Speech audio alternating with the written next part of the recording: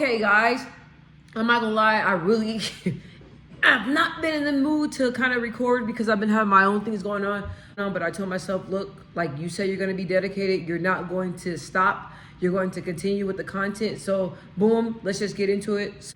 5 ways to break free from depression. Before I did this video, I said a quick prayer, just asking God to give me the word so that way it can help somebody. God told me to make this video and I did not hesitate. I just got my little notepad right here, start writing, and then we're recording, okay? So the first thing before I get into the 5 tips, okay, the first thing I'm going to talk about, the first thing that you have to do is, and sorry, I have my notepad here. First you have to believe that you can break free and don't give up. Depression is not something you can just fight or get over overnight. Anyone that has suffered from depression before, such as myself, it's a process. It takes time. Some days you feel good, some days you don't. Sometimes you feel depression free. Some days you feel like you're falling back in depression. So it's like a never ending battle, it feels like, but you can break the cycle and you can be depression free. Like I told you guys, I have not been depressed in years, but for me to get there, it took some time. It wasn't easy. So the first thing is just really believing that you can most definitely get past it, and believing that you can break free and that you don't have to be bound of depression for the rest of your life. Okay, so that's the first thing. Put it in your head. Just know that I can and I will.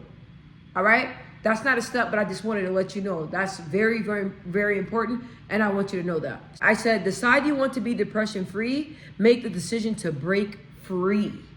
The first step is deciding that you no longer want to be held in prison by depression. That's the first thing. The first thing is sitting down, making a decision. Look, like I want to break free. That's the first step. Is just realizing and telling yourself, look, like I'm tired of always being depressed. I'm tired of always not wanting to get out of bed. I'm tired of my energy level being low. I'm tired of always feeling like I'm in a sunken space. I'm tired of feeling like I don't really have positive light in life to live and go forward and do the things that God needs you to do. When you feel like that, just taking the time to sit back and tell yourself, look, like this is enough. We had enough. It's more to life than this. It's happiness on the other side. It's breakthrough on the other side. You don't have to be bound to this your whole entire life. So the first thing is just deciding that you no longer want to be depressed. That you no longer want depression to come out of your vocabulary. You no longer want to think depression. You no longer want to feel depression. That's the first step. It's just deciding that you want to be depression free. It's time. And now it's time to break free. That's number 1. Number 2, it's a process. The steps of deciding to break free is most important. So realizing it's a process. It's not gonna happen. It's not gonna happen overnight. It's gonna take time. You're gonna have days where you feel great. You're gonna have days where you don't. You're gonna have days where you see depression pop up. That's exactly what I said. It's just so. Number 1 is just understanding that this is a process. Understanding that it may be a long process. It may be a short process. It may be a never-ending journey. You may still always battle depression, but just knowing it's a process. You're not just gonna wake up, oh my gosh, I'm depression free. Like it don't work like that for somebody that's really struggling with depression. Just know it's a process. Have patience with yourself. Know that it's going to take time. Know that it's just not gonna happen overnight. Know that you may relapse. Know that you may fall back a little bit in that sunken space. But like I said, it's a process. Give yourself grace. Okay, I told myself all 2024 I'm giving myself grace because I don't, but I expect for you to do the same thing when it comes to yourself. Give yourself grace and know it's a process, man. It's a process. Just know it's going to take time, but you can do it. Grace. Okay, grace. Give yourself grace. Number 3. Okay, number 3 is start removing people and things that add to your unhappiness. I have 2 examples. For one example, I said watching the news. I don't news break and all that stuff. Like news break, the news, what is it? Out here in Arizona, it was like Fox 10 News. Even in Google, even on YouTube, you get on YouTube and you see all this, like these crazy stories popping up.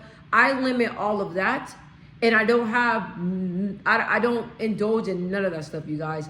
When I say that it's all positivity in God, I'm telling you, each day, positivity in God. Now, there's some days where I may, want to hear a little gossip. But other than that, like in my field, what I do for work and me being a foster parent, you hear traumatizing things all the time and you see traumatizing things.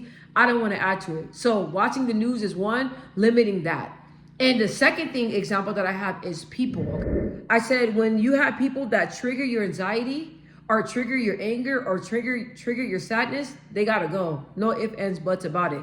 There's no more trying to be friends with people or even family members or people that you love, co-workers, whoever it is. There's no room to be around people that trigger something in you. If they're not triggering that happiness, that godliness in you, you don't need to be around them.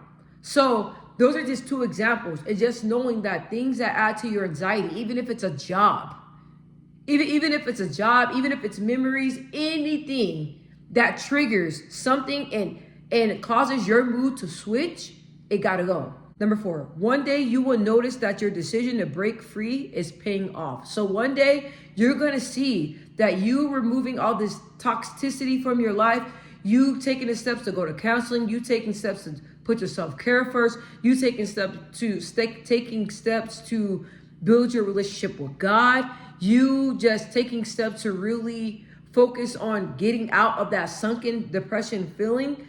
You're gonna notice that overall, you're gonna wake up one day, you're gonna be like, whoo, I feel like just like 5 things are off of my plate and are lifted off of my shoulders. You're just gonna feel the difference and you're gonna feel better and you're gonna feel free and you're gonna feel refreshed, okay? You're gonna feel refreshed. So just know that one day it's gonna pay off and one day you're gonna notice the difference. You may not notice it in the beginning, but it's gonna pay off, you guys. Like for example, for myself, like now it's like I have never felt this great in my life.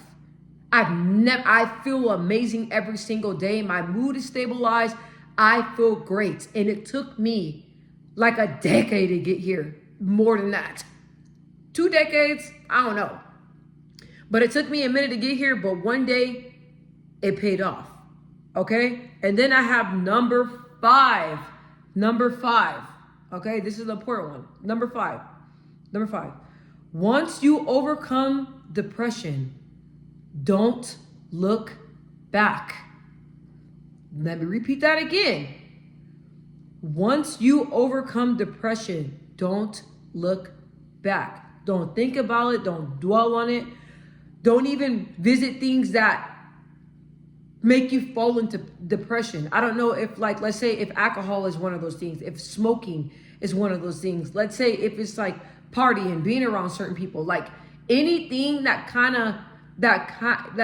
will kind of trigger and bring back that depressional, bring you back to that depressional state. Don't look back. Once you overcome it, once you start feeling better, once you start feeling alive, once you start taking the initiative to break free from depression, don't look back.